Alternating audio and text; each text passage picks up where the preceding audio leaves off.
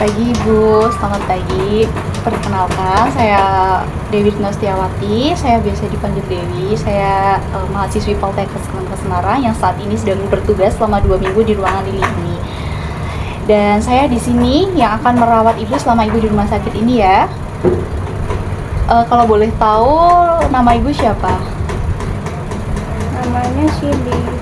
Cindy, biasa dipanggil Bu Cindy ya berarti ya? Baik Ibu, jadi gimana kabar Ibu pada pagi hari ini?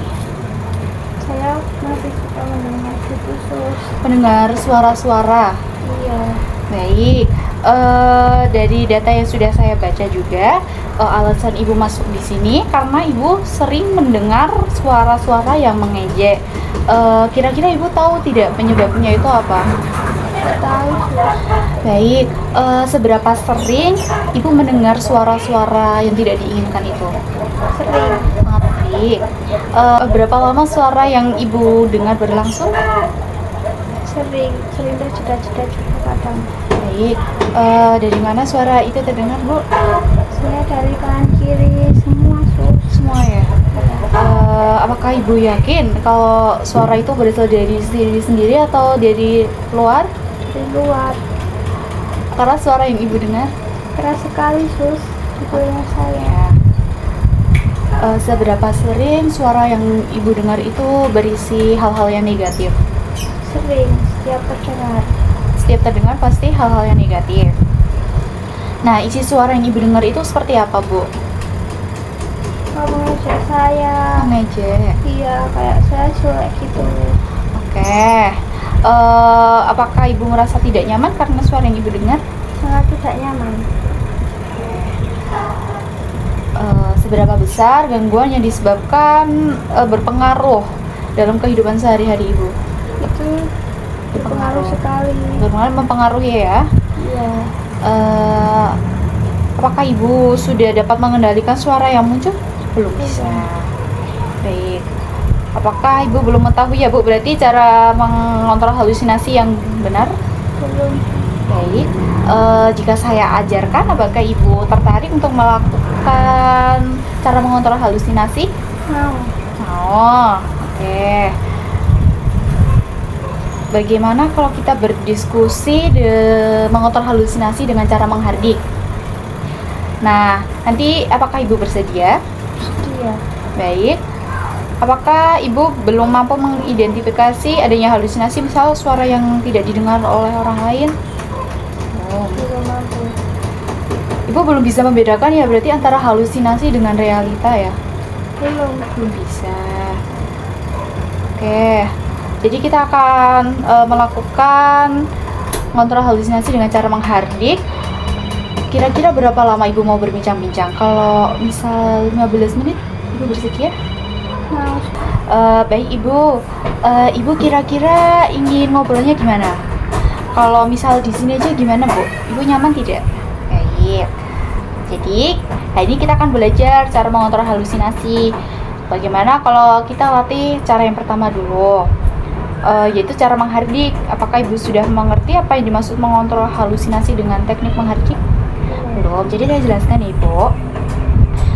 Ini tuh cara menghardik, yaitu cara mengontrol halusinasi, terutama suara-suara, dengan cara menolak atau memarahi suara tersebut secara tegas apabila suara itu muncul. Terus dengan latihan teknik menghardik, tujuannya adalah agar Ibu merasa lebih berkuasa atas halusinasi dan bisa membedakan mana realita dan mana yang tidak. Nah, yang harus dipersiapkan adalah komitmen Ibu dan kesiapan mental, dan posisi harus tahu jika sedang sendiri ataupun dengan orang lain ya Bu. Untuk cara melakukannya, caranya bagaimana Ibu? Saya akan mempraktikkan terlebih dahulu, baru Ibu mempraktikkan kembali apa yang telah saya praktikkan. Ketika sedang sendiri Ibu bisa menggunakan cara ini nggih. Begini Bu, jika suara itu muncul, katakan dengan keras, pergi. Pergi, saya tidak mau dengar. Kamu suara palsu. Sambil menutup kedua telinga Ibu. Nah, seperti ini ya Bu. Sambil katakan pergi. Pergi, saya tidak mau dengar. Kamu suara palsu. Ketika Ibu sedang di keramaian, Ibu katakan tidak dalam hati saja. Coba sekarang Ibu bisa ulangi yang saya lakukan tadi. Ibu bisa menutup kedua telinganya. Di situ bisa katakan, Pergi. Pergi kau suara palsu. Ibu, karena Ibu bisa ulangi lagi. Pergi. Kamu suara palsu. Baik Ibu, wah bagus sekali Ibu sudah mempraktikkannya ya dengan baik. Baik, bagaimana perasaan Ibu setelah mengontrol halusinasi dengan teknik menghardik? Saya merasa lebih tenang, Sus. Nah, baiklah. Ibu masih ingat tidak? Tadi kita berbincang-bincang dan belajar tentang apa? Coba sebutkan lagi apa pengertiannya menghardik itu. Masih ingat? Menghardik itu menolak atau mengusir suara-suara yang menghardik. Iya, tujuannya apa Bu kita belajar itu? Terus saya lebih bisa mengontrol diri. Oke. Bagaimana cara latihan yang sudah saya ajarkan tadi Ibu? Bisa dicontohkan kembali? Dengan saya menolak mengusir suara-suara tersebut. Ya, caranya Ibu bisa menutup kedua telinga ya sambil berbicara, pergi. Suara itu palsu. Baik. Bagaimana kalau ada sesuatu yang membuat Ibu halusinasi?